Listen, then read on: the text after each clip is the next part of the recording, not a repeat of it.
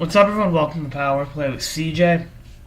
I've been reading Bobby Orr's book. Once I finish it, I'll do a review like I did with Jeremy Irwin's book. It's very good.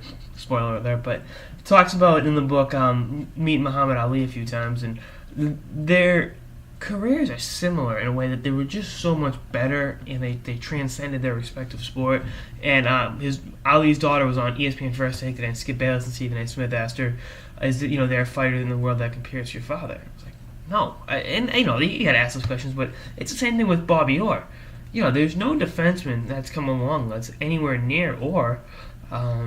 Coffey put up great offensive numbers, but didn't have the defensive acumen that Orr did, and wasn't as physical or as tenacious or as pugnacious in terms of fighting when he had to.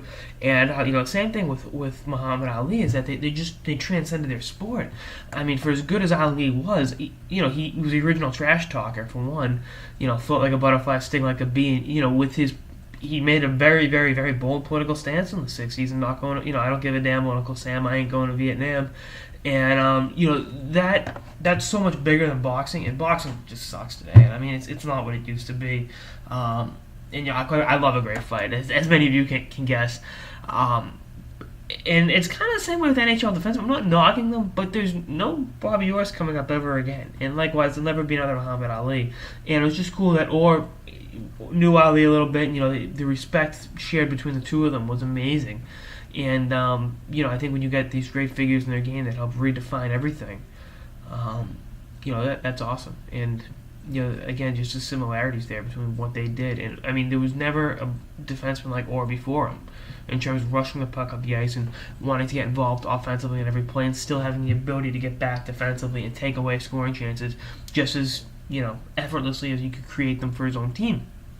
And I think when you have that, you just see the impact he's had on so many defensemen throughout the years. And I mean, there have been some amazing defensemen, Ray Bourque, Nick Lidstrom, those guys, but none of them come close to Bobby Orr.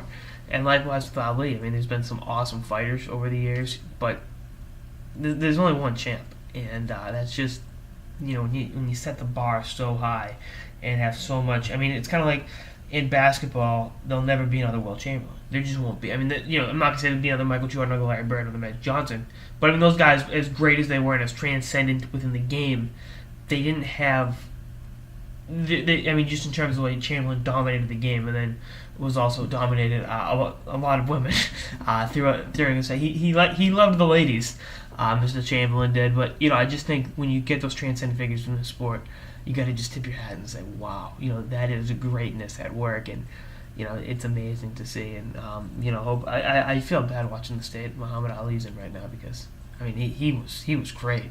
He's one of the best ever at any sport, and now he's got Parkinson's, and it's a struggle day to day for him. All the hits to the head take their toll, and we see that with hockey, and obviously right now with the NFL lawsuit as well. But anyway, that's all I got in terms of the Bobby Orr Muhammad Ali angle, if you will. Stay tuned for more episodes with the season, the playoffs, and beyond. Later, guys.